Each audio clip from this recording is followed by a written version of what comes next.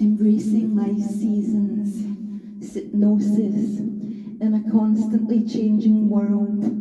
Both sisters advises us to root ourselves in God's external wisdom rather than in fleeting institutions or our own strength. Ecclesiastes 3-4. The longer we live, the more we experience life's ups and downs. Sometimes we may feel that the only predictable thing about our lives is unpredictability. One day we find ourselves basking in the warmth of fulfillment, and the next grappling with unexpected hardships. Such ebbs and flows can be uncomfortable. We crave stability and meaning, and yet, as the book of Ecclesiastes reminds us, these rhythms are natural. For everything there is a season. The wise teacher writes, a time for every activity under heaven. Change are inevitable, yet it can often leave us feeling disoriented or adrift. In our search for solid ground, we might instinctively look to our established constituents, to political figures who promise security or to be shared common wisdom of our culture.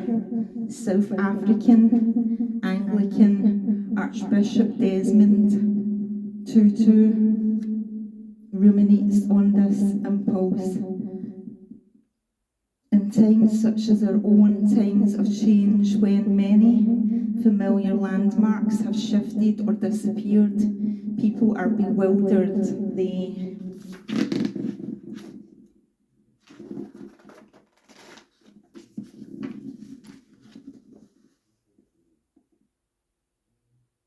hanker after ambiguous, straightforward answers. There is a nostalgia for the security in the womb of a safe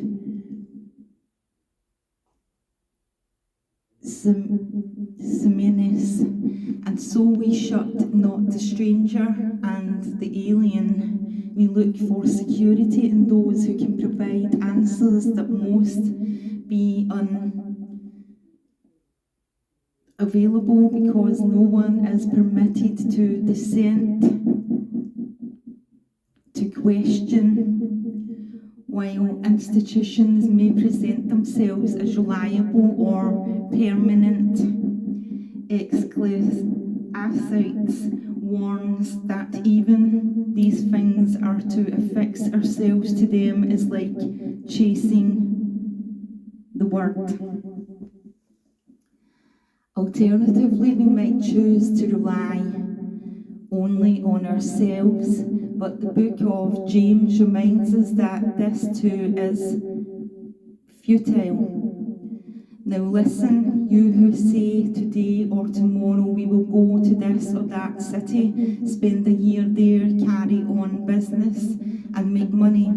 Why you do not even know what will happen tomorrow? What is your life? You are a mist that appears for a little while and then vanishes. So many things are beyond our control.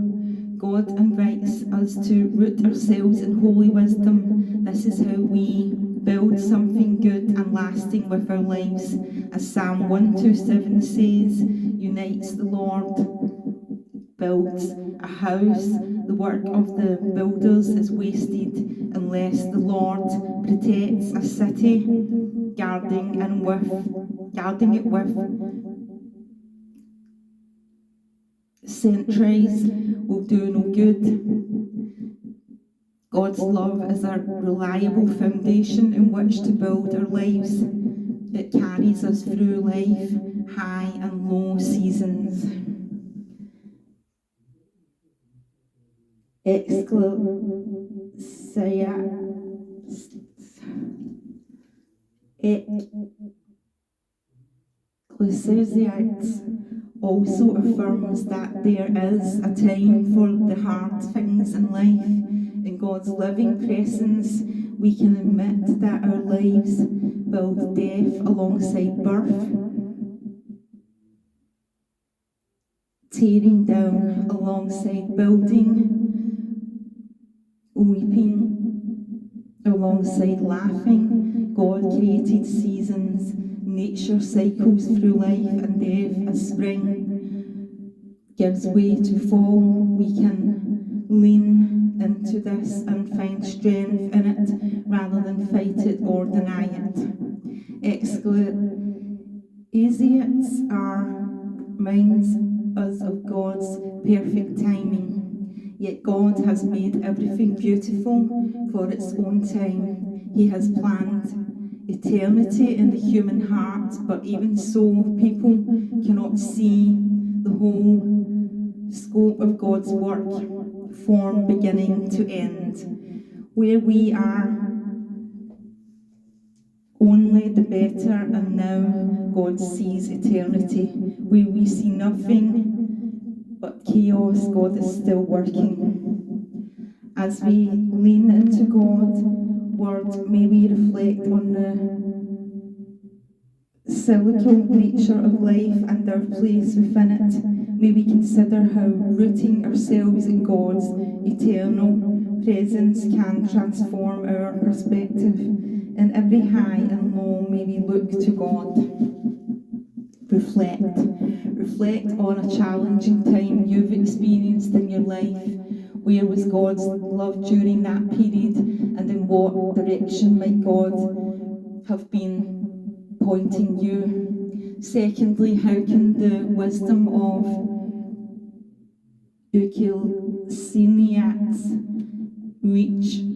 teach a patience through life's seasons, keeping in mind the broader divine plan for us?